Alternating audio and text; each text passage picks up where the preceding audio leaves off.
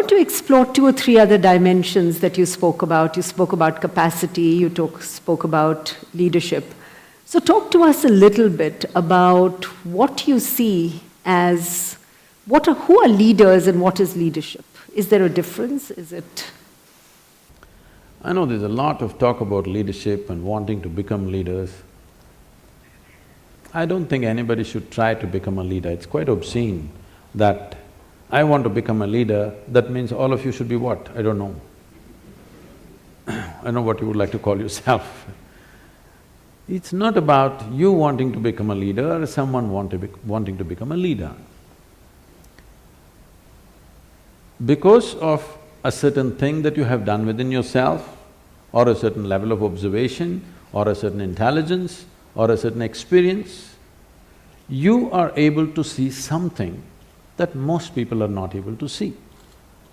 The moment you're able to see something, then people will naturally look up to you as a leader because you're seeing something that they cannot see.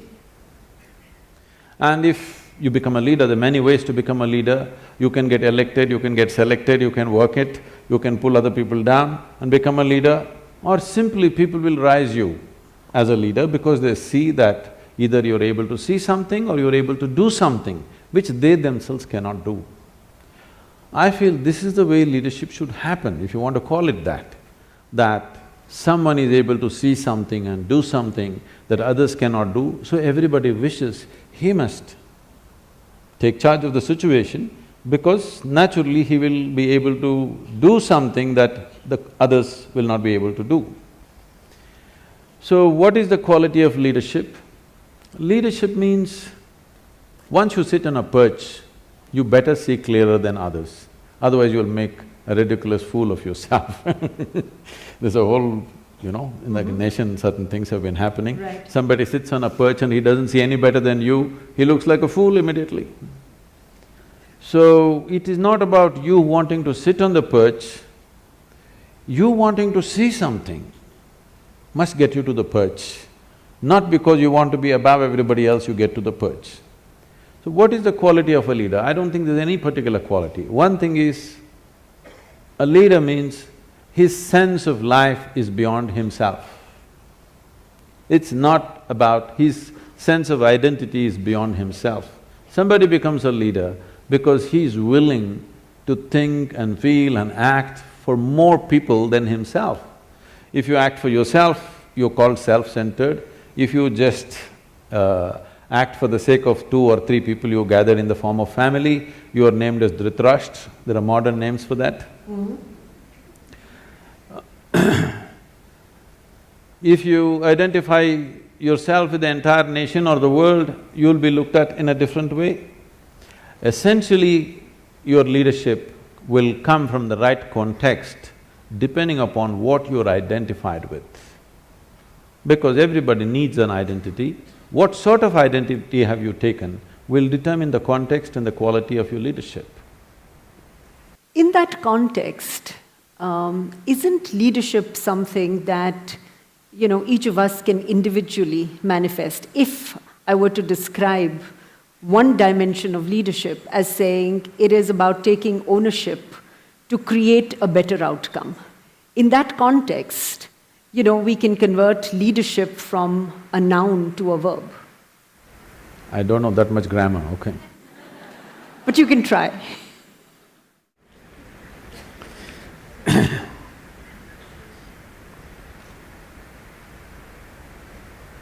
See, whatever we do, every human activity, the purpose of an activity is to produce something. Production may be a safety pin, a computer, love, joy, health, well-being, it doesn't matter what. We want to produce something. When we act, we want it to be effective. How small an act or how big an act is not the important. We want something to happen effectively, which means it's a question of efficiency, it's a question of with how little, how much more you could do. That's what makes you… because all of us have the same amount of time in a day. People always tell me, Sadhguru, you had such a long day. I said, unfortunately there's no long day, God, they give me only 24 hours. I would like to bargain for more, but it's not happening. You can make it more by increasing your efficiency, the way you function, including people as a part of yourself, where other people will function as a part of you so that you don't have to bother about so many things around you. In this sense, you can enhance what you do. But time-wise, all of us have the same time, we can't help it. Right. So, how much can you produce, in how little time, in how little material, is the question. In the limited span of time which we have as life, what is it that we can do? Is it just about efficiency?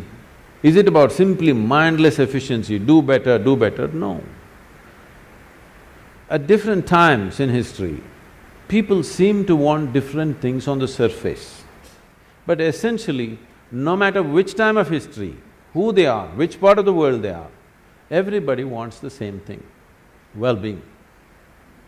But their idea of well-being, everybody has their idea how to get there, but everybody wants well-being, no question about that. It doesn't matter which part of the world you go, whether you came here 1,000 years ago or today, 100 years later, you will see people will be still seeking well-being. In pursuit of well-being, maybe 100 years ago somebody would be going in search of water, today you're going in search of the Wi-Fi cloud but still well-being. People's idea of well-being, whatever that is, but people are only well only when something beautiful happens within themselves. They think they're going to cause it to themselves by some means. But people have been happy before the Wi-Fi came, people have been happy before the automobile came, people have been happy before all the luxuries we are enjoying today appeared. So what I'm saying is, well-being, if you're in pursuit of well-being, essentially, it is about what happens within the human being. What happens within the human being, in the name of so many things, I don't want to name all the things, in the name of so many things, what we call as family, society, and another world which we call as corporate world all these things we created, these are all different names or different mechanisms that we believe will bring well-being to us. Somebody built a family, somebody built a corporation, both in pursuit of well-being, isn't it? I must tell you this. The first time I was at Davos so many years ago, they were almost resentful. Why… what is a mystic doing an economic summit? A particular CEO who was in charge of a top computer manufacturing company, 3 months later they got sold out to the Chinese. We can guess who they were. So he was very resentful. What are you doing here? Then I told him, see, what's your business? He said, I do computers. So see, whether you manufacture a computer or a safety pin or in between anything, fundamentally this is about human well-being. The basic business is human well-being. You may do it through your computer, somebody will produce safety pin, somebody will produce a cloth, somebody will produce something else. It doesn't matter what you're doing, the fundamental business is human well-being, and that's my business too. And that's why I'm here.